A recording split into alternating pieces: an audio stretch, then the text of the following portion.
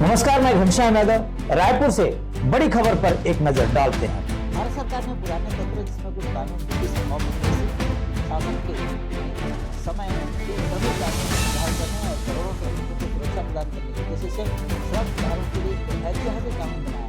प्रधानमंत्री नरेंद्र मोदी के नेतृत्व में केंद्र सरकार 21 नवंबर 2025 को सभी 4 को अधिसूचित किया। ये सुधार वर्कर के लिए सार्वभौमिक सामाजिक सुरक्षा कवरेज, समान वेतन का वादा, महिला श्रमिकों के लिए विस्तारित अधिकार और सुरक्षा, न्यूनतम मजदूरी को वैधानिक समर्थन और निश्चित अवधि के रोजगार की शुरुआत जैसे प्रमुख बदलाव ला रहे हैं। सरकार द्वारा लागू नए श्रम कानूनों के हिस्से के रूप में आज रायपुर में पीडब्ल्यूडी न्यू वर्किंग हाउस में एक दिवसीय मीडिया कार्यशाला का आयोजन किया गया। 4 नए श्रम कानूनों के माध्यम से लाए गए सुधारों के प्रति प्रदर्शन बनाया गया। कार्यशाला में श्रम विभाग के क्षेत्रीय श्रम आयुक्त शर्मा, कर्मचारी भविष्य निधि संगठन के आयुक्त गौरव डोगरा और कर्मचारी राज्य बीमा निगम के उपनिदेशक वीरेंद्र प्रसाद, पीआईबी के उपनिदेशक श्रम सुधारों और नए कानूनों द्वारा भारतीय कार्यबल के परिदृश्य को बदलने के बारे में विस्तृत जानकारी प्रदान की। राज्य बीमा निगम के उपनिदेशक वीरेंद्र पटनायक ने कर्मचारी राज्य बीमा योजना की करते हुए कहा कि योजना न केवल श्रमिकों के स्वास्थ्य सुरक्षा प्रदान करती है बल्कि उनके परिवारों को चिकित्सा लाभ, नौकरी लाभ और दुर्घटना की स्थिति में वित्तीय सहायता प्रदान करती है। उन्होंने बताया कि ESIC रोजगार केंद्र को लागू किया जा रहा है ताकि अधिक से अधिक श्रमिकों को इसका लाभ मिले। रायपुर से अमृतेश्वर। देखिए, ये जो भ्रांतियां हैं इनको दूर करना बहुत ज़रूरी है, क्योंकि जो 4 नई श्रम संहिताएँ हैं इनमें कर्मचारियों के लिए तो उनके प्रोटेक्शन, सोशल प्रोटेक्शन का बहुत ध्यान रखा गया है। जैसे अपॉइंटमेंट लेटर्स मैंडेटरी है इशू करना। पहले किसी को वर्बली हम बोल देते थे कि नियोक्ता ने बोल दिया नौकरी पे रख लो तो रख लेते थे। अब उनके लिए मैंडेटरी अपॉइंटमेंट लेटर है और हर महीने उनको वेज स्लिप मिलना ज़रूरी है, बैंक के माध्यम से पेमेंट ज़रूरी है। तो ये तो कर्मचारी के हित की बात है और इसमें सामाजिक सुरक्षा का दायरा बहुत विस्तार किया गया है। तो उसमें जितने भी गिग एंड प्लेटफॉर्म वर्कर्स हैं, अनऑर्गेनाइज वर्कर्स हैं, इसमें स्पेसिफाई किया गया है कि इनके लिए अलग बोर्ड है जो कि इनको ओल्ड एज प्रोटेक्शन की, हेल्थ एंड मैटर्निटी बेनिफिट्स की, लाइफ एंड डिसेबिलिटी कवर की, ये सब के बेनिफिट्स देगा। तो वर्कर्स के बहुत बेनिफिट में है।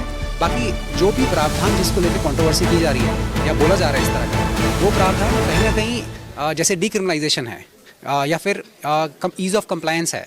जैसे पहले 84 रिटर्न्स फाइल करने हैं या 84 रजिस्टर्स बनाने हैं, 31 रिटर्न्स फाइल करने हैं, 8 लाइसेंस लेने हैं, तो इससे लिटिगेशन बहुत बढ़ता था। तो ये नियोक्ताओं के लिए ईज़ ऑफ कंप्लायंस को रिड्यूस करने के लिए किया गया है कि एक रिटर्न हो, एक रजिस्ट्रेशन हो, एक लाइसेंस हो।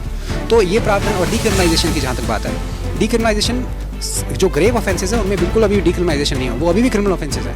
अगर पीएफ का पैसा काट के रखा है किसी नियोक्ता ने अपने पास और जमा नहीं किया तो अभी भी क्रिमिनल ऑफेंस है वो। लेकिन कुछ ऐसे प्रावधान थे, रजिस्टर ना देना, रिकॉर्ड ना देना, इसके लिए भी क्रिमिनल प्रोविजंस यूज़ करना, वो सरकार ने इसमें कंपाउंडिंग के आधार पे बोला गया है कि उनको कंपोजिशन करके फाइन के रूप में दिया जाएगा।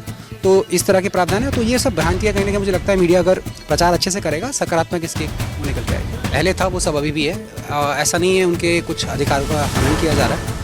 न्यूनतम वेतन के लिए तो रादर सरकार ने इसको यूनिवर्सलाइज किया है। पहले मात्र 6 सेक्टर्स थे जहाँ पे मिनिमम वेजेस एप्लीकेबल होता था और पहले वो एक स्पेसिफिक वेज थ्रेशोल्ड के नीचे वर्कर्स को ही मिलता था। अब ये सभी एम्प्लॉयज़ के लिए है, तो मिनिमम वेज सभी एम्प्लॉयज़ के लिए, मतलब उसमें वेज थ्रेशोल्ड नाम की कोई चीज़ नहीं होगी।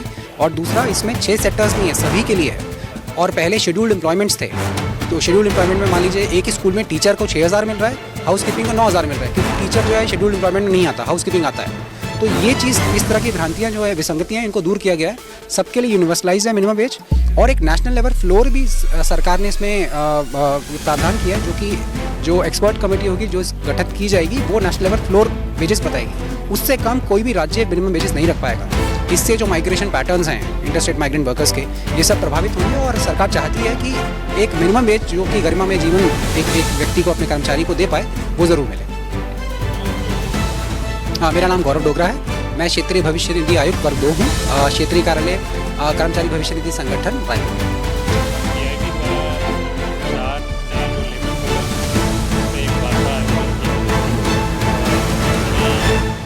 CLC office, central labour commissioner office और EPFO और ESIC से ऑफिशियल्स आए थे और मीडिया साथियों ने भी भाग लिया।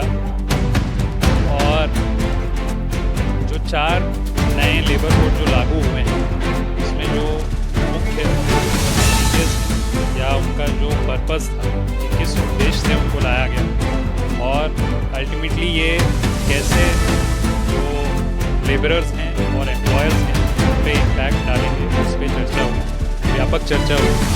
और जब तीनों स्पीकर्स, जब तीनों जो संस्थाओं से आए थे अफसर, उन्होंने अपना जब बात रखा, उसके बाद प्रश्न उत्तर का भी सिलसिला चला, जिसमें मीडिया साथियों ने बहुत गर्म के साथ इस डिस्कशन में भाग लेते हुए उनके जो भी संशय थे, उनके जो भी डाउट्स थे regarding the implementation of the new labour codes और उससे क्या क्या फ़र्क पड़ना चाहिए, और इस प्रश्न उत्तर सेशन के साथ मुझे सुझाव मिले थे कि जैसे ज़्यादा से ज़्यादा लोगों को होता है और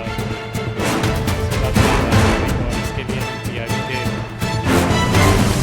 और समस्त मीडिया संस्थानों के भी आभारी हैं और उम्मीद करते हैं कि ये जो